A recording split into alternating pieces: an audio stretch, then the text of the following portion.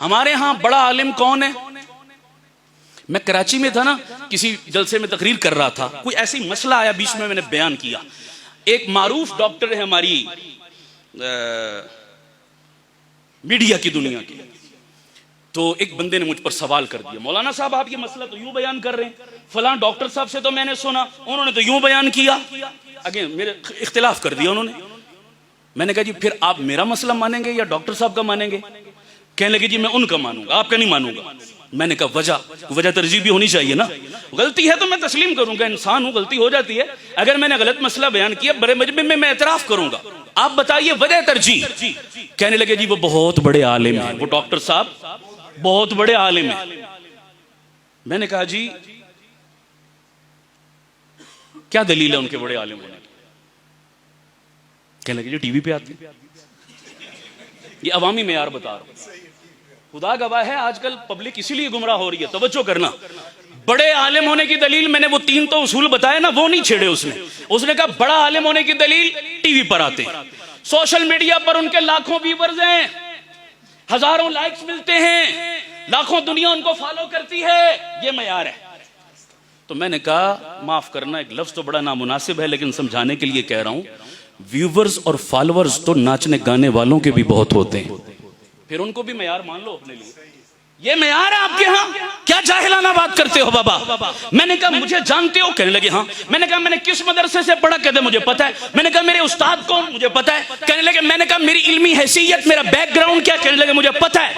मैंने कहा उन डॉक्टर साहब के बारे में क्या जानते हो? कौन से मदरसे में पढ़ा? कहता नहीं पता। मैंने कहा उनके उस्ताद? कहता नहीं पता। मैंने कहा उनका इल्मी बैकग्राउंड? कहता नहीं पता। मैंने कहा एक के बारे में कुछ नहीं पता, उसकी बात मानते हो, एक के बारे में सब कुछ पता, उसकी बात रद्द करते हो, ये वजह मुझे समझ में नहीं आई। महज टीवी पर आना कोई मयार है? वो बोलो। कहते जी उसको ईसाई आलिम कहते हैं। क्या कहते हैं जी? यहूदी आलिम कहते हैं। उन डॉक्टर साहब को हिंदू आलिम कहते हैं। तो मैंने कहा कहते रहे, मेरी सेहत पे क्या फर्क पड़ता है? तवज्जो करना, मैं जुमला बड़ा कीमती बोलने लगा हूं। मैंने कहा सारी दुनिया उसे आलिम कहे मैं नहीं मानूंगा। कहने लगे क्यों? मैंने कहा जिस दिन मेरे मुल्क के इन जय्यद उलमा ने कह दिया ना कि वो आलिम है, खुदा की कसम मैं मानूंगा। और वो आज तक किसी ने नहीं कहा, वो आज तक उस डॉक्टर को किसी ने। फिर मैंने भी हजरत थानवी की एक हिकायत सुनाई। एक बंदा पेशे का नाई था। क्या था जी? हर जगह डींगे मारता, कहता मेरे जैसा कुछ जमे ही नहीं, मैं बड़ा अथेंटिक नाई हर जगह। तो एक दफा बादशाह वक्त को बाल कटवाने की जरूरत पड़ी, कहा भाई किसी हजाम को बुलाओ। वो लोग इसको पकड़ कर ले गए शाही दरबार में। अब जब ये पहुंचा बाल काटने के लिए तो बादशाह सलामत सो रहे थे। इसने सोए सोए बाल काट दिए, अपनी महारत दिखाई।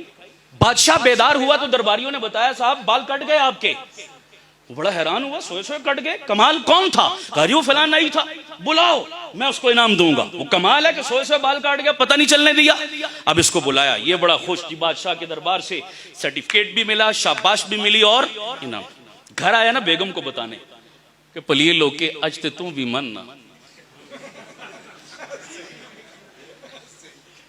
ये सब मान लेती है दुनिया, वजारत दाखिला को मनवाना। वो कोई अल्लाह वाले बुजुर्ग थे ना, बड़े पीर, बड़ी इज्जत थी, लोग हाथ चूमते थे। घर में बीवी इतनी इतनी गालियां निकालती, टके की इज्जत नहीं। वो बेचारे परेशान, या अल्लाह बाहर लोग मेरे जूते उठाते हैं और घर में ये इतनी मन मन की गालियां देती है। एक दिन घर में आया तो बीवी को कहने लगी अल्लाह की बंदी आज तो मान जा। उसने कहा क्यों?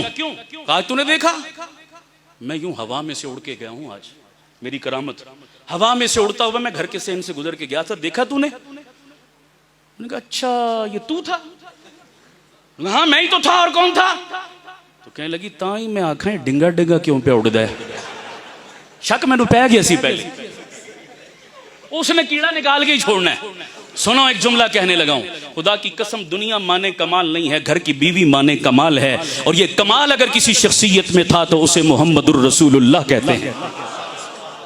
सबसे पहले घर की बीवी रत्बुल लिसान है, आका आपसे कोई नहीं है। अब ये मेरी बात दूर निकल जाएगी, ये कमाल है क्योंकि बीवी लिबास है, उससे ज्यादा इंसान की शख्सियत को कोई और ये मामूली बात नहीं है। तो बेगम को कहने लगा तू भी मान, आज तो बादशाह भी मान गया है, मेरे नई पुणे को, मेरी मास्टरी को, मेरे उस्तादी को। बीवी बड़ी समझदार थी, जुमला सुनना। बीवी कहने लगी बादशाह जैसे 100 मिलकर भी तुझे उस्ताद कह दें मैं फिर भी। अब ये उससे लड़ पड़ा, कहता तुझसे मेरी तारीफ इज्जत बर्दाश्त नहीं होती, तू मुझसे जलती हसद करती। उसने कहा बात हसद की नहीं, बात उसूल की है। उसूल क्या है? उसने कहा उसूल ये है कि बादशाह को क्या पता कि नाईपुना क्या होता है। वो बादशाह है, नाई नहीं है। वो समझ आ रही नहीं आ रही? उसको इस फन की बारीकियों का कुछ नहीं पता। तो बादशाह जैसे 100 मिलकर तेरी। हाँ, मैं तुझे उस्ताद उस दिन मानूंगी जिस दिन तेरे साथ के 4 नाइयों ने मिलकर तुझे उस्ताद कह दिया, और वो आज तक किसी ने नहीं कहा। फलां टीवी पर आ गया, फलां मीडिया पर आ गया, फलां सोशल मीडिया पर आ गया, फलां के इतने फॉलोवर हो गए, फलां को इतने लाइक मिल गए, फलां ने उसकी तारीफ कर दी, फलां ने उसकी तारीफ कर दी। क्या तमाशा है? दीन को बाजीचा अतफाल मत बनाओ, दीन को खिलवाड़ मत करो, अल्लाह के कुरान के साथ जुल्म मत करो। कुरान समझने के लिए बहरहाल तुम्हें उलमा के दरवाजे पे आना पड़ेगा। आखिरी बात कह के बात खत्म करता हूं। ये अंधेरों की तज़किरा कर रहा हूं। अंधेरों वालों को सींग थोड़ी होते हैं। ये अंधेरे वाले ना जिनका मैं जिक्र कर रहा हूं। हाँ, रोशनियां तो मौलाना जला रहे हैं ना। खैर, आखिरी बात कहने लगा हूं। हमारे पिंडी में एक एकेडमी है।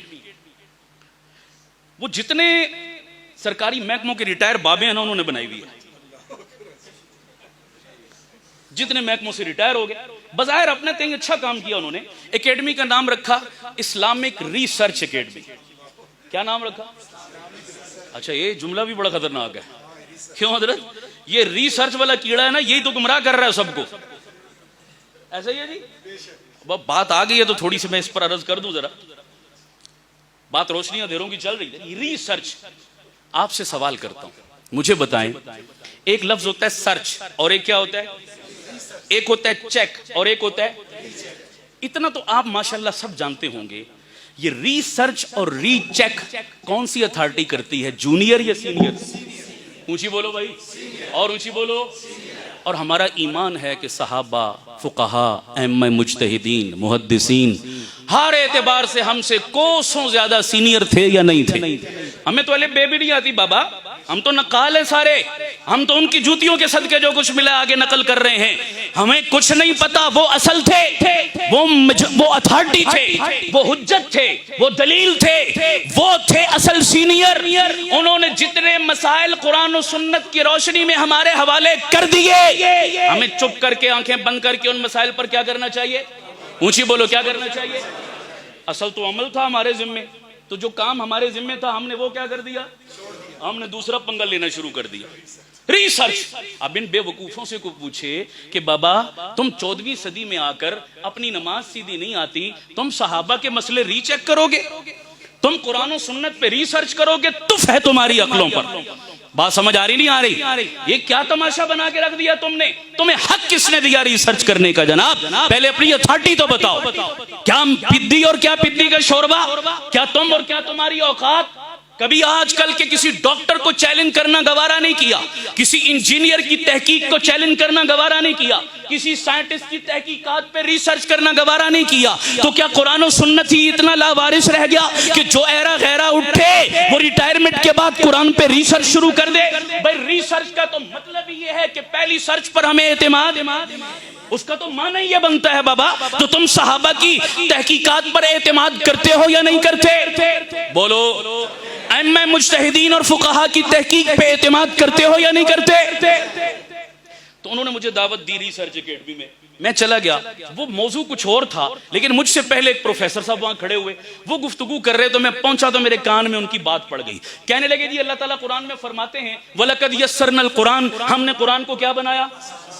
कुरान आसान है। अल्लाह कहता है इन मौलवियों ने चक्रों में डाला हुआ है। वो सारा नजला लिस्से से गिरता है ना। समझ आ रही नहीं आ रही? लिस्सा मौलवी है बेचारा जनाब, वो रगड़ दिया। मौलवियों से जान छुड़ाओ। मौलवियों ने फिरकावारियत में डाला हुआ है। अपनी दुकान अपने पेट की खातिर ये कौम को पीछे लगाए रखते हैं। आसान है कुरान, अब तो हर जुबान में तर्जुमे भी मिलते हैं। घर बैठो और खुद क्या करो? खुद सीखो, खुद समझो। ज्यादा जरूरत है तो ऑनलाइन आ जाओ। समझ आ रही नहीं आ रही? गूगल तुम्हारा उस्ताद, गूगल तुम्हारा शेखुल कुरान है, गूगल तुम्हारा शेखुल हदीस है। उससे पूछो, वो तुम्हारी रहनुमाई करेगा। मौलवियों की कोई जरूरत नहीं। फिर साथ एक लॉजिक और दलील भी पेश की। कहने लगे जी अल्लाह ताला कुरान में कहता है तिबयानन लिकुल्लि शै, हमने हर चीज को कुरान में क्या कर दिया? भाई हर इल्म जब हर चीज कुरान में मौजूद है तो मुझे मौलवी के पास जाने की क्या जरूरत है? ये लॉजिक पेश की। हर चीज कुरान में मौजूद, अल्लाह कह रहा है, मौलवियों की क्या जरूरत? बड़ा मुझे दुख हुआ यार, ये देखो कितनी बड़ी जहालत ये फैला रहा है और कितने लोगों के ज़हन खराब। खैर जब मेरा नंबर आया तो मैंने भी असल मौजू को तो छोड़ दिया, मैंने कहा जी अब इसी का ऑपरेशन जरूरी हो गया। समझ आ रही नहीं आ रही? हंगामी बुनियादों पे कभी ऑपरेशन करना पड़ता है, सीरियस केस आ जाते हैं। क्यों जी डॉक्टर साहब? हो जाता है ना जी, सारे काम छोड़ के आप सर्जन भागे भागे जाते हो, ऑपरेशन जरूरी है अभी, वरना काम खराब हो जाएगा। ये ऑपरेशन न किया, टांग न काटी तो जरासीम पूरे वजूद में खतरा होता है ना जनाब, फौरी ऑपरेशन। खैर मैंने कहा जी मेरे मोहतरम ने जो आयत पढ़ी कुरान मजीद की, आयत ठीक पढ़ी, तर्जुमा ठीक किया, आगे डंडी मार गए। आगे डंडी मार के जब मतलब और तशरीह की बारी आई, वलक़द यस्सरनल कुरान, कुरान आसान है, तो आसान का ये मतलब कहां से ले लिया कि उस्ताद की जरूरत नहीं?